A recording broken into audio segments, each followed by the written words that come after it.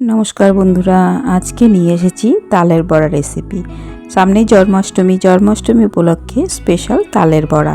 আপনারা যদি এই পদ্ধতিতে তালের বড়া তৈরি করেন, বড়াটা খুব মুচমুচে হবে। যা যা উপকরণ লেগেছে আমি সব রেডি করে রেখেছি, দেখতেই পাচ্ছেন। আমি এখানে নারকেল নিয়েছি 1 বাটি, তাল নিয়েছি 1 বাটি, সুজি নিয়েছি হাফ বাটিরও সামান্য পরিমাণে কম, চিনি নিয়েছি এখানে 1 বাটি, ময়দা নিয়েছি 1 বাটি, চালের গুঁড়ি ছোট বাটির 1 বাটি নিয়েছি, আর মৌরি ভিজিয়ে রেখেছিলাম মৌরি নিয়েছি। এখানে নিয়েছি কলা 6টা, কাঁঠালি কলা নিয়েছি। আর সিক্রেট আর একটা জিনিস আছে, ওটা পরে দেখাচ্ছি। এখানে কলাগুলো আমি দিয়ে দিচ্ছি। কলাগুলো চোকলা ছাড়িয়ে এক এক করে আমি কলাগুলো দিয়ে দেব। দেখুন সবগুলো কলা আমার দেওয়া হয়ে গেছে। এরপর চিনিটা দিয়ে দিচ্ছি।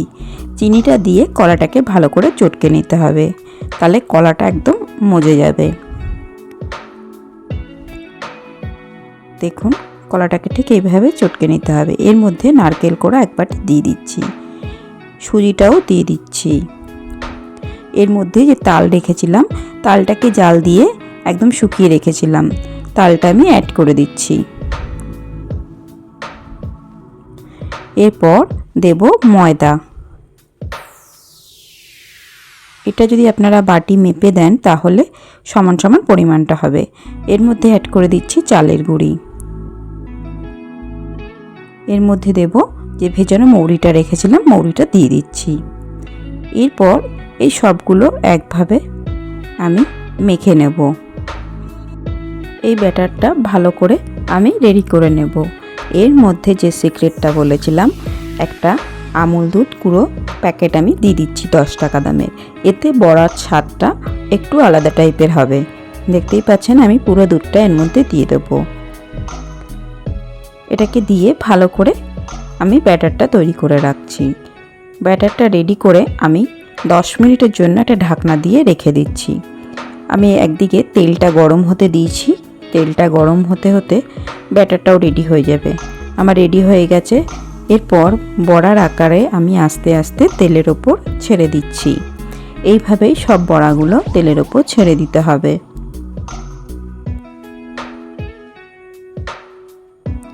এটা একদম মিডিয়াম ফ্লেমে রাখতে হবে। বড়াগুলো দেওয়া হয়ে গেছে। তারপর এগুলোকে 10 মিনিট পর হালকা করে উল্টে দিচ্ছি। দেখুন আস্তে আস্তে করে উল্টে দিচ্ছি। বড়াগুলো লাল ও মুচমুচে হয়ে গেছে।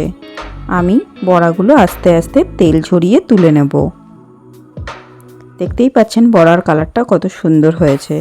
এইভাবেই আমি সব বড়াগুলো একে একে ভেজে নিচ্ছি। সেম প্রসেসেই আপনারা এই বড়াগুলো এইভাবে ভেজে নেবেন। দেখবেন বড়াগুলো খেতে খুব সুন্দর হয়েছে, বেশ ফুলবেও ভালো। দেখুন একই প্রসেসে আমি বড়াগুলো ভাজছি। হালকা ব্রাউন, হাই ফ্লেম করা যাবে না, তাহলে বড়াটা ওপর থেকে ভাজা হবে, ভেতর থেকে কাঁচা কাঁচা থেকে যাবে। দেখুন আমি আস্তে আস্তে তেল ঝরিয়ে তুলে নিচ্ছি। আবার তেলের মধ্যে বড়া শেপ দিয়ে আমি ব্যাটারটা ছেড়ে দিচ্ছি। এইভাবেই সব বড়াগুলো আমি রেডি করে নিয়েছি। দেখুন আমার তালের বড়া রেডি। আপনারা এই প্রসেসেই তালের বড়া বানান, খেতে খুব ভালো লাগবে, মুচমুচে হবে। ভালো লাগলে লাইক, শেয়ার, সাবস্ক্রাইব করতে একদম